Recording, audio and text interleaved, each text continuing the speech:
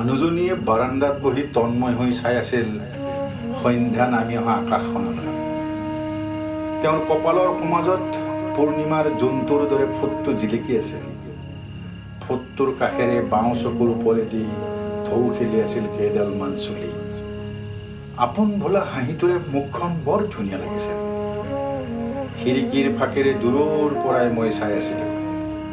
সেই ছবিখন আঁকিবলৈ বুলি ৰং তুলিকা হাতত তুলি লওঁতে ঘৰুৱা সহায়িকাগৰাকী আহি মানুহজনীক হাতত ধৰি লৈ গ'ল কোঠাৰ ভিতৰলৈ। আধা অঁকা হ'ল সেই ছবি, আধা অঁকা হ'ল।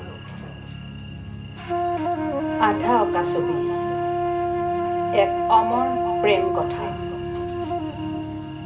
এহাল মৰমীয়াল চৰাই, অকমানি হ'লেও নিজৰ বাঁহটোতে ৰং মনে যাপন কৰে সুদীৰ্ঘ জীৱন। যেতিয়াই যি পায় তাকেই মৰমেৰে খুৱাই দিয়ে ইজনে সিজনক। এদিন লগৰী হেৰাই যায়। সংগীহীন চৰাইটো আমন জিমনকৈ বহি বাঁহটোলৈ চাই থাকে অসহায় উদাসভাৱে, অকলশৰে। সুহুৰিত বাজি থাকে এটি বিষাদ বাঁহীৰ সুৰ। 1963 চন। প্ৰসিদ্ধ বিজ্ঞানী ষ্টিফেন হকিঙৰ বয়স তেতিয়া 21 বছৰ। হকিং ক্ৰনিক মটৰ নিউৰন ৰোগত আক্ৰান্ত হ'ল। শাৰীৰিক আৰু মানসিকভাৱে ভাগি পৰিল। বিশ্বৰ আগশাৰীৰ চিকিৎসকে ঘোষণা কৰিলে হকিঙৰ আয়ুসকাল তেনেই সীমিত। তেনে সময়তে হকিঙৰ ওচৰত থিয় দিলেহি এগৰাকী গাভৰু, নাম তেওঁৰ জেনি ৱাইল্ড। জেনিয়ে হকিঙক স্বামী হিচাপে গ্ৰহণ কৰিলে। জেনিৰ নিভাঁজ মৰম আৰু ভালপোৱাই ষ্টিফেন হকিঙক দিলে অসাধাৰণ মনোবল, সুদীৰ্ঘ জীৱন। বিয়াৰ কিছুদিন পাছত এবাৰ জেনিক এগৰাকী সাংবাদিকে সুধিলে, ষ্টিফেন চিৰৰোগীয়া বুলি জানিও আপুনি তেওঁক কিয় বিয়া কৰালে? উত্তৰত জেনিয়ে ক'লে, অনিশ্চিত আৰু চুটি মানৱ জীৱনটোত আমি পৰস্পৰৰ প্ৰতি শ্ৰদ্ধা, ভালপোৱা আৰু সহানুভূতিৰে জীৱন জাকত জিলিকা কৰি গঢ়ি তুলিব পাৰোঁ। কাকতলীয়ভাৱে ষ্টিফেন হকিং, জেনি ৱাইল্ডৰ দৰে এক নজিৰবিহীন প্ৰেমিক জুটি একেটা কালতে আৱিৰ্ভাৱ ঘটিছিল এইখন অসমতো। তেখেতলোক হৈছে যশস্বী চিত্ৰশিল্পী নীলপৱন বৰুৱা আৰু কুকিল কণ্ঠী গায়িকা দীপালী বৰঠাকুৰ। শৈশৱতে আইতাক আৰু মাকৰ মুখত শুনা নিচুকনি গীতবোৰৰ উপৰিও ৰেডিঅ'ৰ ভক্তিমূলক গীতবোৰত দীপালী বাইদেৱে মন প্ৰাণ সঁপি দিছিল।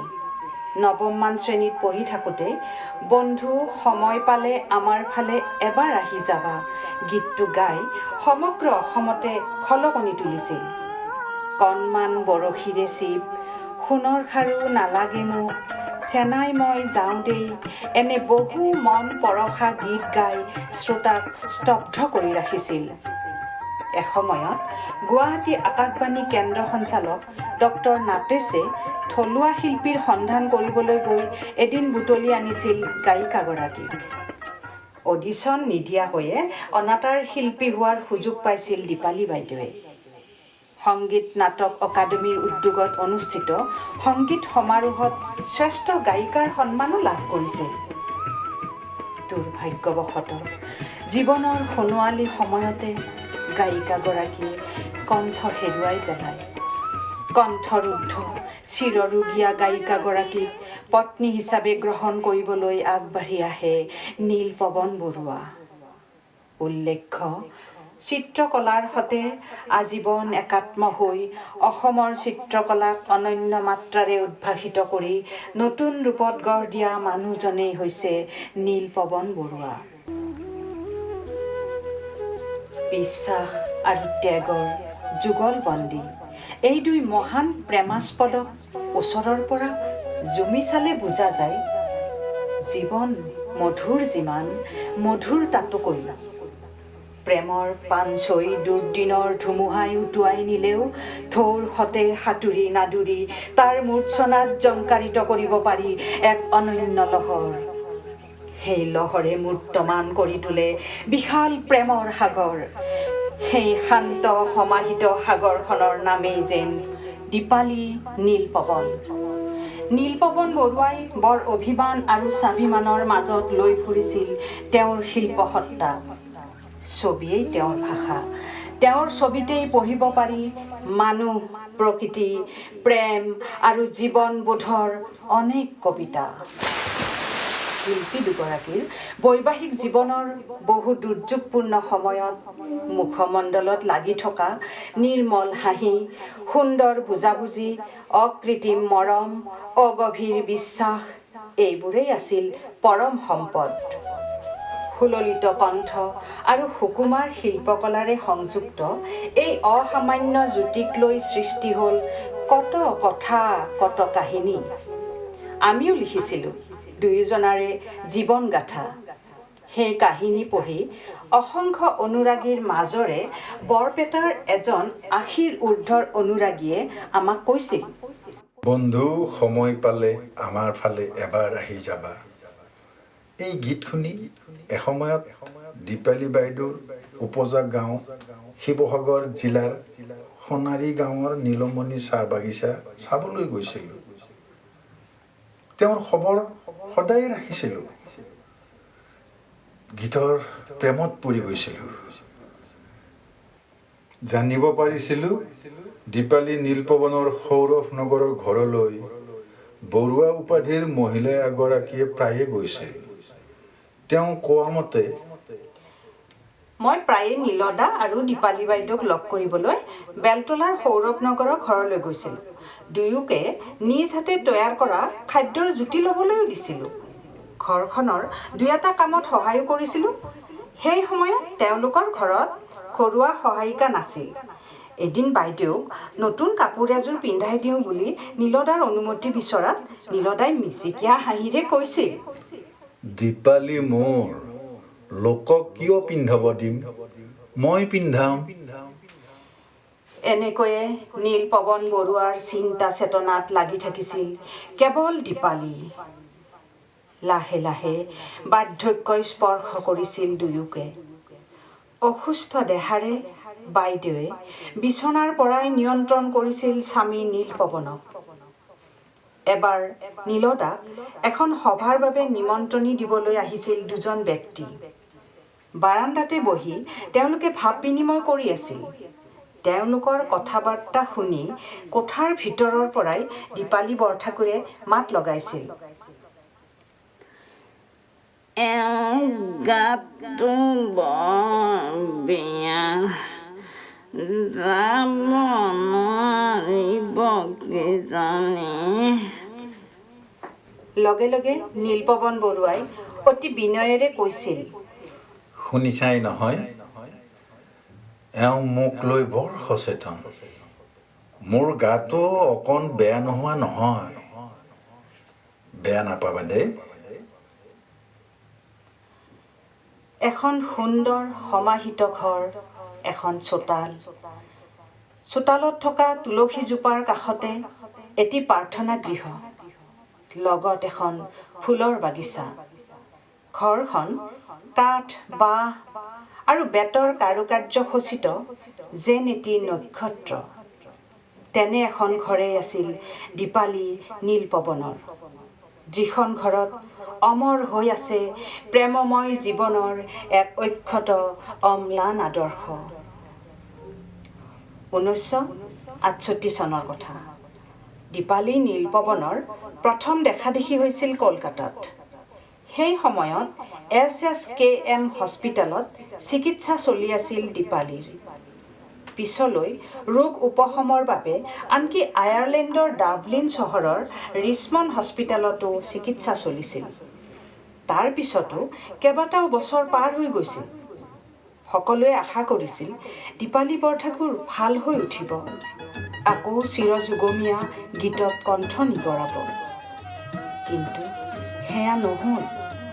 সুধাকণ্ঠ ভূপেন হাজৰিকাই মঙলদৈৰ এখন সংগীতানুষ্ঠানত দীপালী বৰঠাকুৰৰ কণ্ঠৰুদ্ধতাৰ খবৰ পায়েই ঠাউকতে লিখি পেলালে, শীতৰে সেমেকা ৰাতি, কণ্ঠৰুদ্ধ কোনো সু গায়কৰ, প্ৰভাত আনিব পৰা অথচ নোগোৱা এটি অমৰ গীতৰ বাবে মই যেন এটি সুধা কণ্ঠ হওঁ, মই যেন এটি সুধা কণ্ঠ হওঁ। শান্তিনিকেতনৰ পৰা উভতি আহি জৰ্জ খেলপথাৰৰ এচুকত এটা আৰ্ট ষ্টুডিঅ' আৰম্ভ কৰি চিত্ৰকলাত মগ্ন হৈছিল চিত্ৰকৰ নীলপৱন বৰুৱা। ছবিৰ মাজতে বিচাৰি পাইছিল জীৱন, বিচাৰি পাইছিল এখন নাৰী হৃদয়, যিখন হৃদয় নদী হৈ বৈ আছিল তেওঁৰ বুকুৰ সমাজত প্ৰতিনিয়ত। সুমথিৰা ৰঙী ডাঠ কেনভাছৰ মাজত কেতিয়াবা দেখা গৈছিল হাতৰ 2 আঙুলিৰ ফাকত চাৰমিনাৰ চিগাৰেট। সময়ত চিগাৰেটৰ পেকেটবোৰ খালী হোৱাৰ লগে লগে পেকেটৰ ভিতৰৰ উকা কাগজখিনি হৈ পৰিছিল ছবি অঁকাৰ মাধ্যম। গৰ্ব অহংকাৰ শূন্য এই মানুহজনে শান্তিনিকেতনত পঢ়া সময়ত অধ্যক্ষৰূপে পাইছিল বিশ্বৰূপ বসুক। ভাস্কৰ্যৰ প্ৰতিও তেওঁ আকৃষ্ট হৈছিল। পোৰা মাটি টেৰাকোটাৰ কামো কৰিছিল। প্ৰথমে সাধাৰণ চিয়াঁহীৰেই আগবাগ কৰি লাহে লাহে তেল ৰং আৰু এক্ৰিলিক ৰঙৰ ব্যৱহাৰ কৰিবলৈ লৈছিল। যি ৰঙেই ব্যৱহাৰ নকৰক কিয়, প্ৰায়বোৰ ৰঙৰ সমাহাৰত প্ৰাণ পাই উঠিছিল একোখন অসাধাৰণ ছবি। কেইবাখনো ছবিৰ ছাঁ পোহৰৰ মাজত উদ্ভাসিত হৈছিল এগৰাকী নাৰীৰ প্ৰতিমূৰ্তি। সেই ছবি সম্পৰ্কত তেওঁ কৈছিল, মই নাজানো সেই নাৰী মোৰ মাতৃ নে পত্নী নে ধৰিত্ৰী। বহুতে জুমি জুমি চায়ো বিচাৰি নাপায় মই বিচৰণ কৰা সেই পৃথিৱী। 1976-75 চনৰ কথা। গভীৰ অসুস্থতাৰ কথা জানিও বহেমিয়ান নীলদাই পাগলপন এৰা নাছিল। দীপালী বাইদেউক বিয়া কৰাবই। দীপালী আছিল প্ৰখ্যাত নাট্যকাৰ মহেন্দ্ৰ বৰঠাকুৰৰ বৰদেউতাকৰ ছোৱালী। মহেন্দ্ৰ বৰঠাকুৰৰ সৈতে নীলপৱন বৰুৱাৰ সম্পৰ্ক আছিল অতি ঘনিষ্ঠ। বিষয়টো নীলপৱনৰ মুখে জানিব পাৰি এদিন মহেন্দ্ৰ বৰঠাকুৰে বুজনি দিছিল, আবেগৰ বশৱৰ্তী হৈ কোনো সিদ্ধান্ত নল'বা। যদি সময়ৰ লগে লগে এনে আবেগ শেষ হৈ যায় আৰু দীপালীৰ ৰোগ বৃদ্ধি হোৱাৰ লগে লগে তুমি যদি ভুল কৰা বুলি অনুশোচনা কৰা, তেতিয়া তাই বৰ দুখ পাব। তাইৰ লগতে আমিও বৰ কষ্ট অনুভৱ কৰিম। নাই, কোনো কথাই টলাব নোৱাৰিলে নীলপৱন বৰুৱা। তেওঁ নাচুৰ বান্দা, দীপালীক আনিবই।